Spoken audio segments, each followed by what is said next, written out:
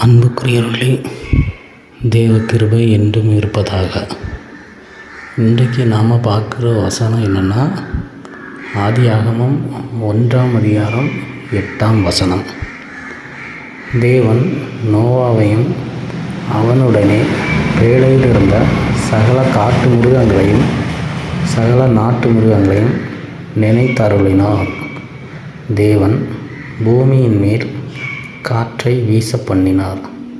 அப்பொழுது ஜலம் அமர்ந்தது. இந்த வேத வசனத்தில் தேவன் நோவாவையும் சகல காட்டு மிருகங்களையும் நாட்டு மிருகங்களையும் மற்றும்